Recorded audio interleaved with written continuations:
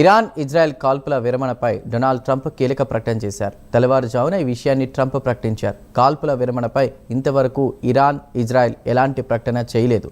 Trump ప్రకటన తర్వాత కూడా కాల్పులు జరిపాయి. ఇక ఇరాన్ ఇజ్రాయెల్ వార్ 12వ రోజుకు చేరుకుంది.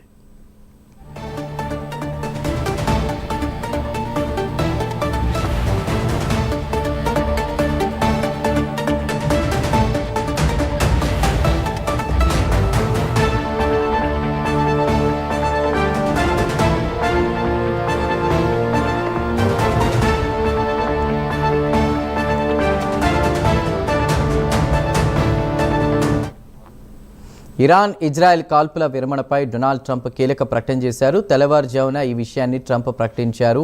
కాల్పుల విరమణపై ఇంతవరకు అటు ఇరాన్ కానీ ఇజ్రాయెల్ ఎలాంటి ప్రకటన చేయలేదు. ట్రంప్ ప్రకటన తర్వాత కూడా కాల్పులు జరిగాయి. దీనిపై పూర్తి డీటెయిల్స్ మా నేషనల్ బ్యూరో చీఫ్ కళ అందిస్తారు. కళ, ట్రంప్ ప్రకటన తర్వాత congratulations world, it's the time for piece అని చెప్పారు. అంటే యుద్ధం ముగిసినట్టు మాట్లాడారు. మరోపక్క ఇరాన్ ఇజ్రాయెల్ వారు కొనసాగుతున్నట్టు తెలుస్తుంది. కాల్పులు జరుగుతున్నాయి. 12వ రోజుకి చేరుకుంది ఈ రోజుతో.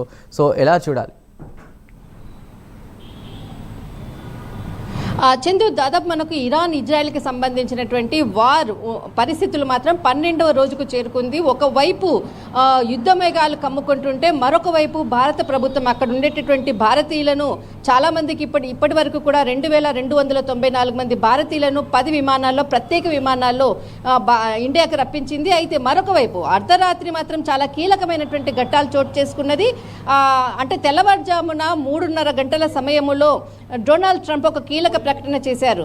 అంటే సీజ్ ఫైర్, ఇరాన్ ఇజ్రాయెల్కి మధ్య కాల్పుల విరమణ జరిగింది అంటూ కూడా ఒక కీలక ప్రకటన చేశారు. కానీ అటు ఇరాన్ కానీ ఇజ్రాయెల్ కానీ ఎక్కడా కూడా ఈ కాల్పుల విరమణకు అధికారికంగా ఇరు దేశాలు కూడా ఎక్కడ ప్రకటించలేదు. ఇది మొదటి పరిణామం.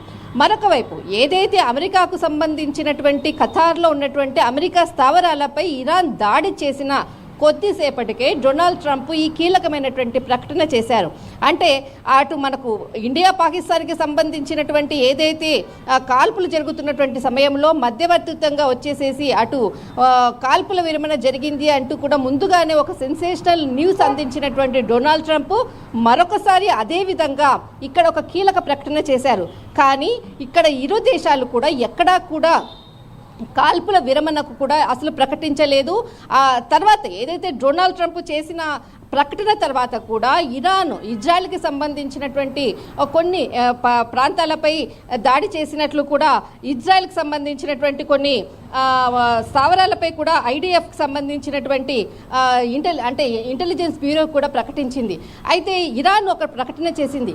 ఏదైతే ట్రంప్ ప్రకటించినటువంటి దానికి ఎక్కడ కూడా స్పందించకుండా మొదట ఇజ్రాయెల్ కాల్పుల విరమణ చేస్తే మేము కూడా కాల్పుల విరమణ చేస్తాము, అంతవరకు మా ఫైర్ అనేది మాదేదైతే కాల్పులు అయితే మాత్రం ఖచ్చితంగా ఉంటుంది అంటూ కూడా ప్రకటన మరొక వైపు ప్రకటన చేస్తూ మరి ఇక్కడ ఏదైతే ఇజ్రాయెల్కి సంబంధించింది అనుకోవచ్చు, అమెరికాకి సంబంధించినటువంటి కొన్ని కీలకమైనటువంటి ప్రాంతాల్లో కూడా ఇజ్రాయెల్కి సంబంధించిన ఎక్కువగా ప్రాంతాల్లో ఇక్కడ ఇరాన్ కాల్పుల విరామణకు సంబంధించినటువంటిది అంటే కాల్పులకు సంబంధించినది ఫైర్ జరుగుతూనే ఉంది.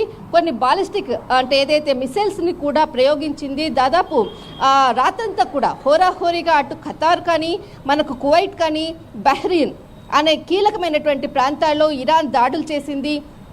ముఖ్యంగా ఇక్కడ చందు ఏదైతే మనకి ఖతార్ కానీ కువైట్ కానీ బహ్రెయిన్ ఈ 3 ప్రాంతాల్లో తెలుగు వాళ్ళు అంటే భారతీయులు ఎక్కువగా ఉండేటటువంటి కొన్ని లక్షల మంది భారతీయులు అక్కడ పనులు చేస్తున్నారు. ఉపాధి కొరకు వెళ్ళినటువంటి వాళ్ళు అనుకోవచ్చు. తర్వాత చాలా ఫ్యామిలీస్ కొన్ని సంవత్సరాలుగా అక్కడ సెటిల్ అయినటువంటి వాళ్ళు కూడా అక్కడ ఉన్నారు. ఒక్కసారిగా ఏదైతే ఇరాన్ చేసినటువంటి ఖతార్ అంటే అమెరికా స్థావరాలపై ఏదైతే రాత్రి చేసినటువంటి దాడితో ఒక్కసారిగా భారతీయులు అంటే వారి కుటుంబాలంతా కూడా ఇక్కడ ఇండియాలో ఉండడము, మా వాళ్ళు ఎలాంటి పరిస్థితుల్లో ఉన్నారు అన్నటువంటి భయంతో మాత్రం రాత్రంతా గడిపారు. దీనితో అక్కడ ఉండేటటువంటి వాళ్ళు ఎప్పటికప్పుడు కూడా సమాచారం అందుతూనే ఉంది. కానీ అక్కడ ఏదైతే మనకు అంటే గత రాత్రి జరిగినటువంటి ఏదైతే దాడి అనుకోవచ్చు అమెరికా ఇరాన్పై చేసినటువంటి దాడితో దీనికి ఖచ్చితంగా ఇరాన్ దాడి చేస్తుందన్నటువంటి ఇజ్రాయెల్ ఏదైతే ఇంటెలిజెన్స్ బ్యూరో అందించినటువంటి సమాచారం మేరకు ముందస్తుగానే అలర్ట్ కావడంతో అమెరికాకు ఏదైతే అమెరికా అనుకోవచ్చు, అమెరికా కొన్ని ప్రాంతాల్లో కూడా కీలకమైనటువంటి ప్రాంతాల్లో కూడా అలర్ట్ కావడము, తర్వాత ముఖ్యమైనటువంటి ప్లేసుల్లో కూడా ముందస్తుగా సమాచారం రావడంతో ఎక్కడా కూడా రాత్రి జరిగినటువంటి దాడుల్లో ఎక్కడ మరణించినట్లు కానీ ఎక్కడ కూడా ఆస్తి నష్టం కొంతవరకు జరిగింది, కానీ ఎక్కువగా మాత్రం ప్రమాదం జరగలేదని మాత్రం చెప్పవచ్చు చందు. దీనికి ఒక ఎండ్ కార్డ్ ఎప్పుడు పడే అవకాశం ఉంది కదా, ఎందుకంటే ట్రంప్ వ్యాఖ్యల్ని చూస్తే 2 వారాల్లో దీనికి సంబంధించి నిర్ణయం తీసుకుంటామని 4 రోజులు గడవక ముందే దాడులు చేయడం, మరోవైపు నయానో భయానో ఇరాన్ని కట్టడి చేసే ప్రయత్నం చేయడం, అక్కడ ఉన్నటువంటి మత గురువు మారాలి అంటూ ఒక రకంగా వ్యాఖ్యలు చేయడం, వారిద్దరికి పొసగడం లేదా, ఇది ఎక్కడి వరకు దారితీసే అవకాశం ఉంది? చందు, దాదాపు ఏదైతే మనకు ఇరాన్కి సంబంధించినది, ఇజ్రాయెల్కి సంబంధించినటువంటి పొలిటికల్ ఇక్కడ మనం ఒకటి చూసామంటే మనం 2 విషయాలు ముఖ్యంగా చెప్పాలి. ఏదైతే ట్రంప్ దాడి చేసిందో, ఇరాన్ స్థావరాలపై దాడి చేసిందో, ఇక్కడ అంటే అసలు ట్రంప్ ఈ విధంగా అంటే ఇరాన్ ఈ విధంగా దాడి చేస్తుందని అమెరికా ఊహించలేదు.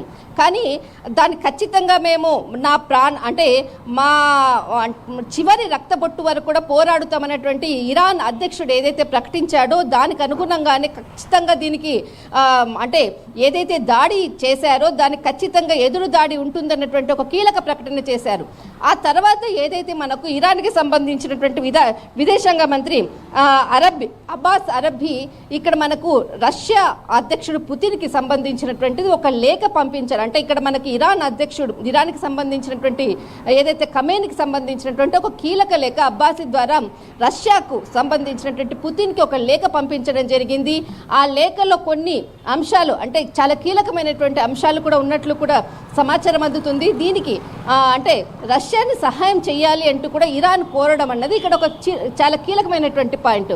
అంటే రష్యా ఇక్కడ ఇరాన్కి సహాయం చేస్తే ఏ విధంగా 3వ ప్రపంచ యుద్ధానికి దారి తీస్తుంది అన్నటువంటిది కొన్ని విదేశాలకు సంబంధించినటువంటి ప్రతినిధులు కూడా అటు అమెరికాకు కొంత సపోర్ట్ చేయడము, మరికొన్ని ఇరాన్కి సపోర్ట్ చేయడం అన్నటువంటిది నిన్న అంటే దాదాపు ఒక 24 గంటల నుంచి జరుగుతున్నటువంటి పరిణామాలు.